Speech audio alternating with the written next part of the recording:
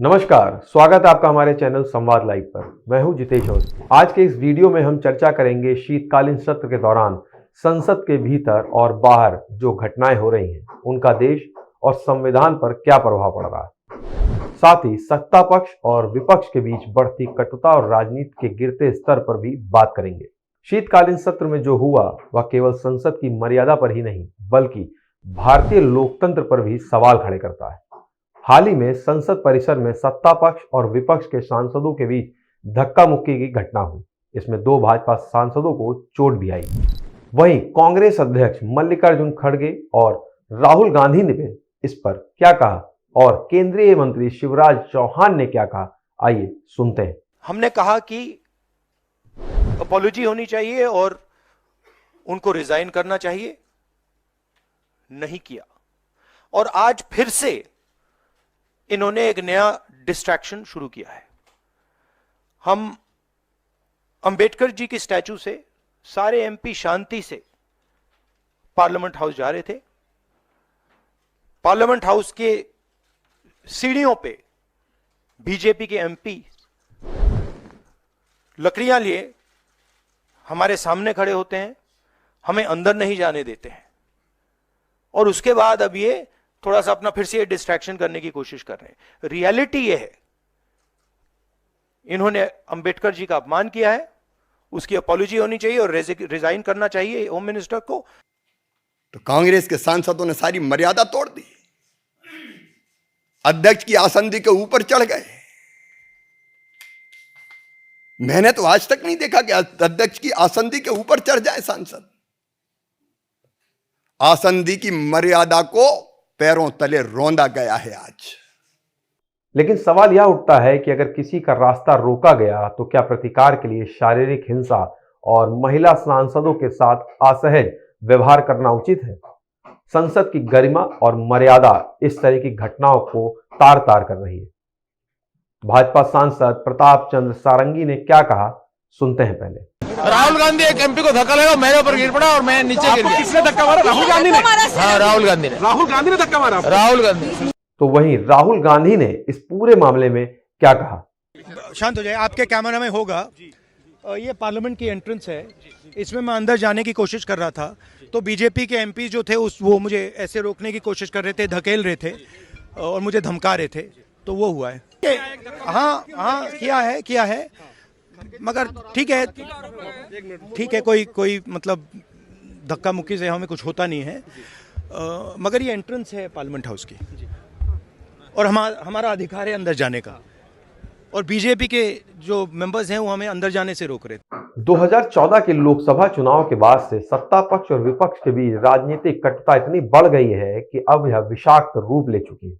आरोप प्रत्यारोप का दौर, संसद में गंभीर बहस के बजाय मिथ्या आरोप लगाए जा रहे हैं। यूनियन मिनिस्टर किरेन रिजिजू ने क्या कहा और राष्ट्रीय अध्यक्ष जेपी नड्डा ने क्या कहा इस पूरे मामले पर, सुनते हैं। जो आज कारनामा किया, हमारा लेडी सांसद को धकेल करके फिजिकली जो चार्ज किया और लोकसभा के दो और सांसदों को श्री राहुल गांधी ने इतना जोर से धक्का मारा, खून निकला, हॉस्पिटलाइज हो गया। ये जो कांग्रेस पार्टी का बिहेवियर है ये इतना शर्मनाक है, हम विश्वास भी नहीं कर सकते हैं। हमारे पास संख्या है, हम डरने वाला नहीं है, लेकिन हाथापाई करके हम एक दूसरे को मारा मारी करके संसद को हम इस नीचे स्तर तक हम गिराना नहीं चाहते हैं। आप सब कांग्रेस के सदस्यों से मैं हाथ जोड़ के कहना चाहता हूं, श्रीमान राहुल गांधी जी का जो व्यवहार के लिए पूरा कांग्रेस सदस्य इस सदन से माफी मांगे, देश से भी माफी मांगे। ये संसद कोई कुश्ती का अखाड़ा नहीं है, यहाँ हाथ किसी एक दूसरे एमपी को इस तरह हाथ नहीं उठा सकते हैं। लोग जो हमारे सांसद थे वो प्रदर्शन कर रहे थे, उनके साथ धक्का मुक्की की, जिसमें हमारे दो सांसद घायल हुए,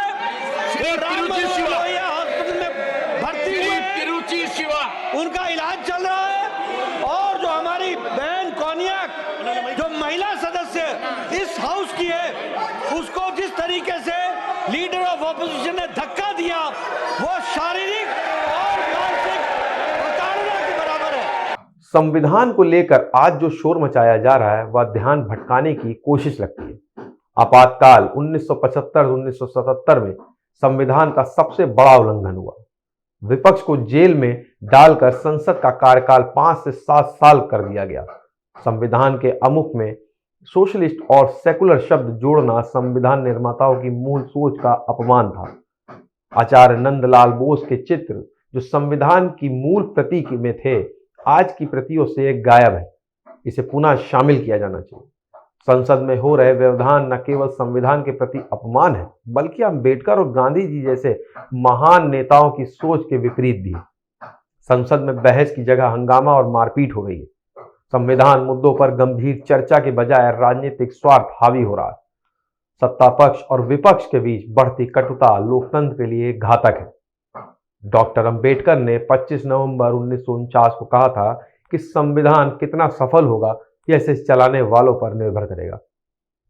1975 आपातकाल ने यह साबित कर दिया कि जब सत्ता की लालसा बढ़ जाती है तो संविधान का दुरुपयोग होता है। आज जो लोग संविधान की प्रति लेकर घूम रहे हैं, अगर वे संविधान के मूल चित्रों को वापस लाने की मांग करते तो उनकी निष्ठा पर विश्वास होता। अगर यह राजनीतिक कटुता नहीं रुकी तो आने वाले समय में संसद में और भी अधिक इस तरह की घटनाएं देखने को मिल सकती हैं।